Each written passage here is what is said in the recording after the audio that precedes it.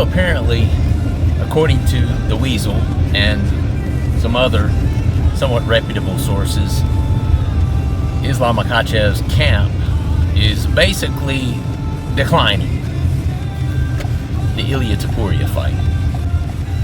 Now, I kind of saw this coming, and I mean, undoubtedly, I'm going to have some people, you better pay some respect, you better show some respect, Islam's the greatest pound-for-pound fighter. Whoa, hold on. I'm not saying he's not, okay? But what I am saying is that some people, not saying whether it's me or not, are going to look at this and, Islam could, let's be real. Islam has already surpassed Khabib in terms of his pound-for-pound status, his status as one of the greats at lightweight.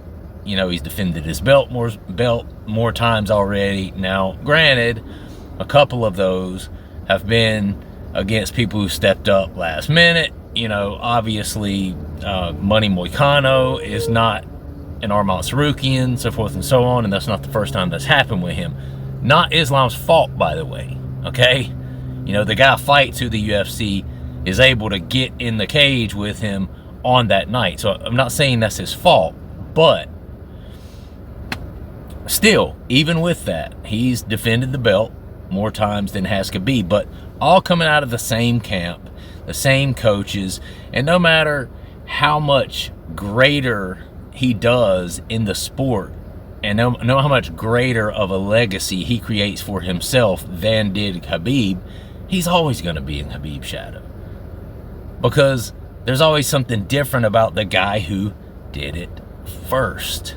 And Khabib came first. Khabib was the first guy that, really he's been the only that I've known, other than John Jones still being in the game and people questioning whether that one DQ loss that he had to Matt Hamill ages ago in a fight where he was absolutely, utterly dominating. And then he got close to losing. A lot of people thought he lost to Dominic Reyes. Other than John Jones, Khabib's the only guy that I know of as far as the UFC as a champion to retire as a champion. With that said, he only defended his belt a couple of times. And the top guy that he faced as a lightweight champion was who? Or the last guy that he faced?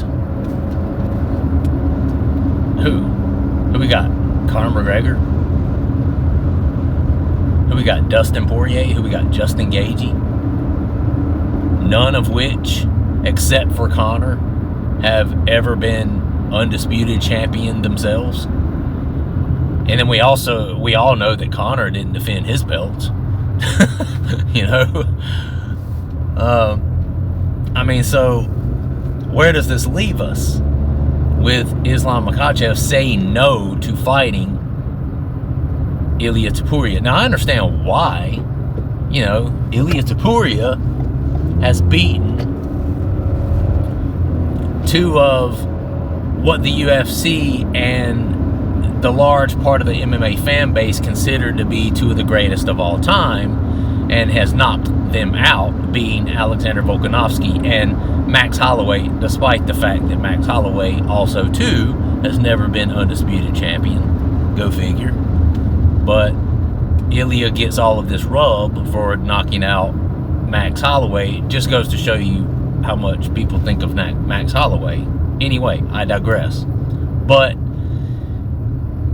Islam's always going to be in Khabib's shadow, right? And there's people out there that say Khabib was a weight bully. There's people that say Islam was a weight bully. And there are people undoubtedly going to say that he is too concerned about his legacy. It's too risky to lose to a 45er coming up to the weight class of 155, right? People are going to say that. People are going to say it. There's no way around it. People are going to say it. Okay? I'm not saying it.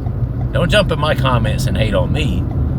Islam Makhachev and Khabib and Justin Gaethje and all the rest of them have accomplished way more than I've ever accomplished in the field of martial arts. I'm just giving my opinion. But people are going to say it. People are going to say that when it comes down to the wire, when it comes down to defending that belt and defending and maintaining their legacy, that they cut out early. They cut out when the going gets tough. They cut out when it got too hard, when it got too scary, when it got too risky.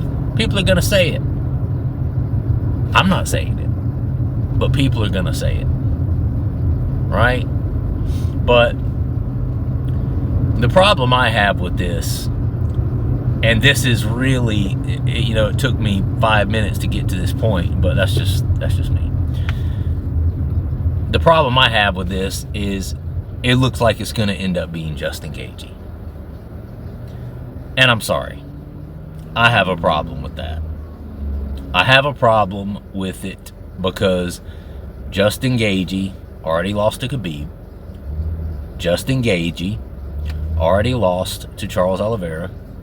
Justin Gaethje will now be getting his third title shot. Now listen, fair enough. We can sit here all day and say, well, he's ranked number 3. You know, in fact, Dana says it right here. Check it out. He's like, I do want to fight for the title again at some point, you know, before he's done. Do you feel like at this point in his career, he's still on a potential championship trajectory? I mean, what's he ranked right now? 4th or something, right? 3rd. Yeah, 3rd. There you go. He's still the number 3 ranked guy in the world. So the odds of him getting a title shot are pretty good. So he's ranked number 3. You know, if he can't beat the greatest, but then nobody close or right behind him can beat him, then where does that leave us? You know, other than the time he got slept by Max Holloway, right? Other than the time he got beat by Dustin Poirier back in the day, years ago. You know, other than that, he's only lost to champions.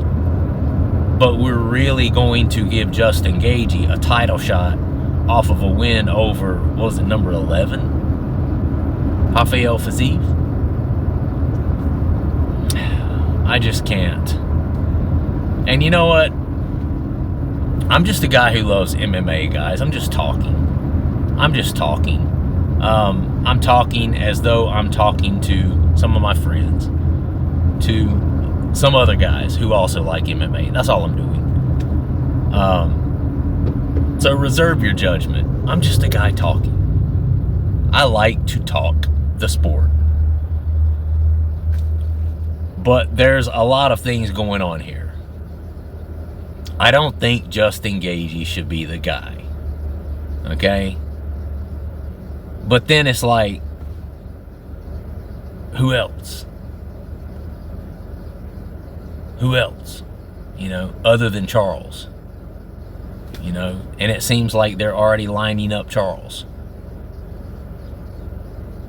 with possibly Arman. Because Dana told Arman he wasn't getting the next shot because he was missing weight. But anyway, we're not supposed to know that. Dana knows that. The UFC knows that. I guarantee you that's why he's making him, you know, it's kind of like the game Sorry. You know, that's why they're sending you back a couple of steps, right? Because you did something wrong in Dana's eyes. If you didn't do something wrong, he wouldn't send you back. But either way, that's beside the point. I feel like Justin Gaethje is not a good matchup for Islam Makhachev. I feel like as soon as his body hits that canvas, it's over. It's over. And, you know, as a guy who's been watching the UFC for over 30 years now, the UFC is going to have a hard time getting me excited about that fight. Now, does that mean I'm not going to watch it? Let me be clear. I live off of a golf course, right? If somebody told me that the two 70-year-olds that play golf together every Sunday got pissed at each other and were fighting on the second green. I live beside the second green. I would walk out to the second green with a beer and my popcorn to sit and watch two 70-year-olds throw hands on the second hole green of the golf course. Yep, I sure would. I'm that guy. I love watching people fight. I watch freaking street beefs in my downtime, okay? I don't have a lot of downtime, so it's been a while, but I freaking love watching people fight. Even if they're not good, I like watching people fight. I like watching people who aren't even good at fighting fight, okay?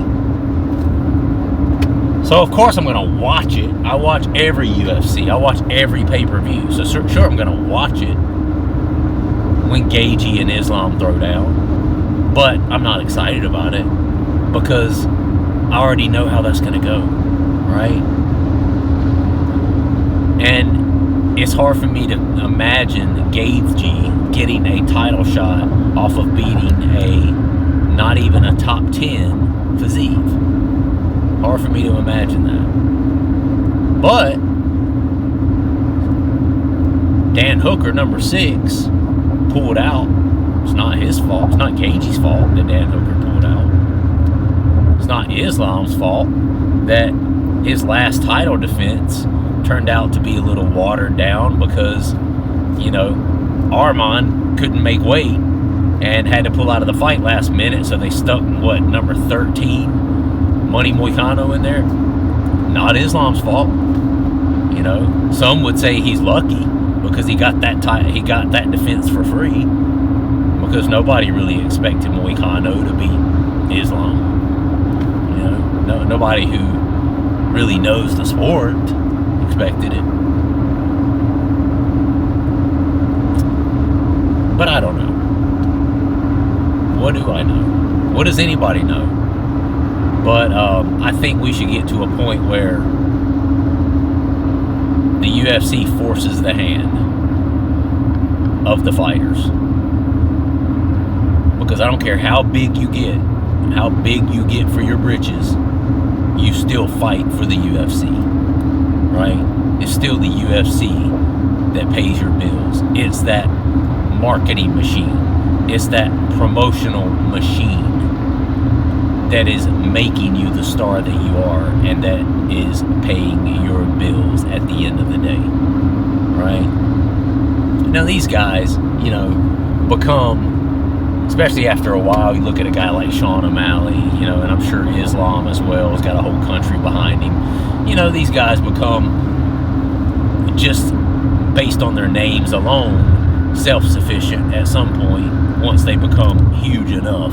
Once the UFC makes them big enough, well, then they can step out over here, make a little money over here, doing this way, make a little money over here, appearing here, and speaking here, and streaming on this platform.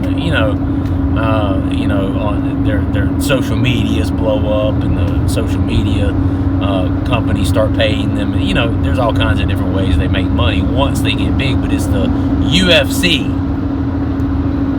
that gets that ball rolling, that gets that snowball building up steam and building up size, right? That's the UFC's marketing machine that does that. And it's the UFC that makes the decision. At what point are they going to start telling these guys, nah, man, you're going to fight Ilia. You're going to fight Ilia, or you're going to fight no one.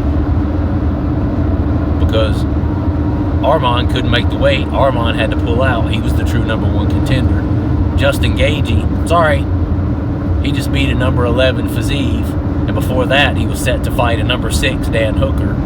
Not Gaethje's fault, by the way, that Hooker pulled out, but you can't elevate him to a title shot off of a win over a number 11 Fiziev.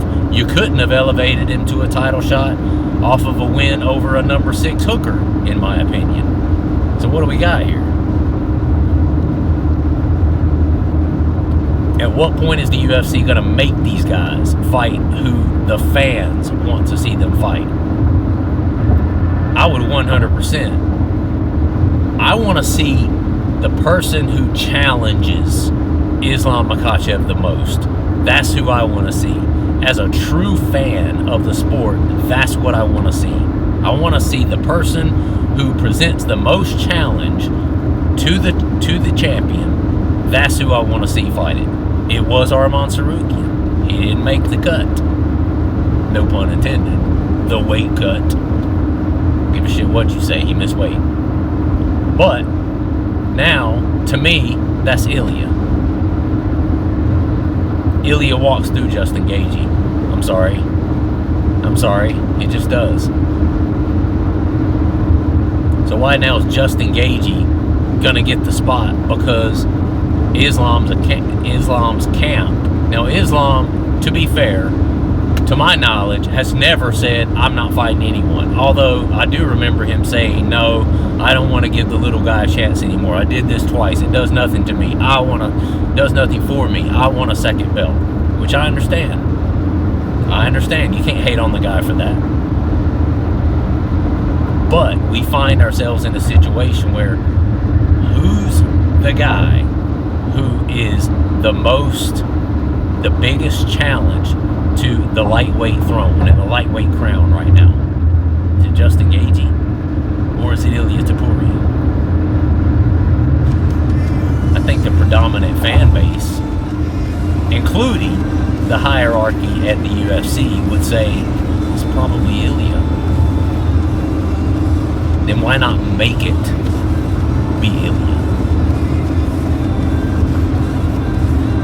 Let me know your thoughts in the comments. Like the video, subscribe to the channel if you would. I will see you guys on the next one. Thanks for watching.